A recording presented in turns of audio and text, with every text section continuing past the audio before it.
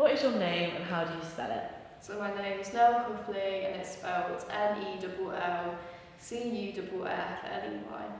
And what do you study here at the University of Leeds? So I study the BA Journalism course at the University of Leeds. So what does your morning routine look like regarding your digital landscape? So my morning routine regarding my digital landscape is that I tend to use a variety of different mediums and platforms just to gather information of what's going to happen in the day and what's happened the day before. So I'll use different social medias like Facebook, Instagram, Snapchat, TikTok, What platforms have the most potential for creating meaning regarding communication?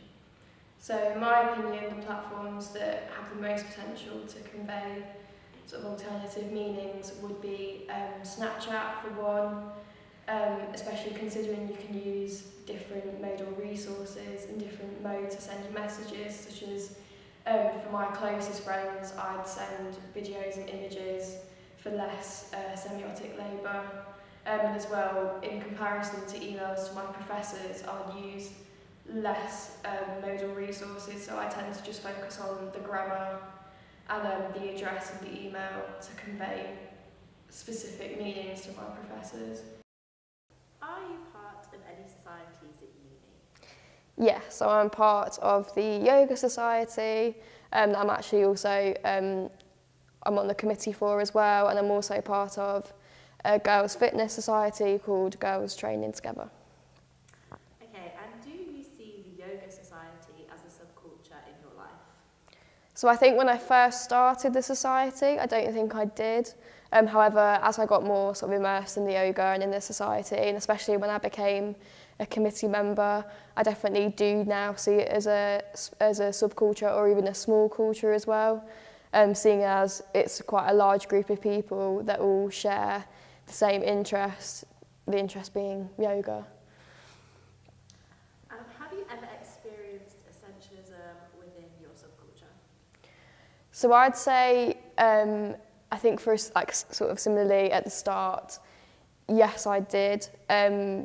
Sort of being immersed in quite a large group of people and quite a large, small culture, I think it's quite easy to have an essentialist view on things. So as I became a committee member, well, I had more responsibility. So I'm sort of the first port of call for any member to come to me with any questions, any issues.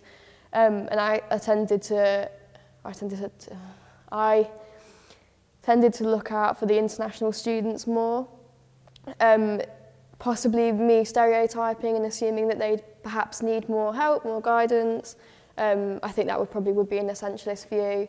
And as well in recent weeks, I had a member who was struggling with some of the yoga positions and some of the concept of yoga that we were doing that day, and she had to have a lot of help from the instructor.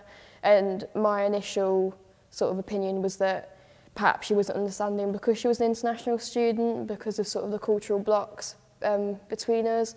However, sort of upon reflection, I can see that perhaps she was just struggling with the yoga and flexibility.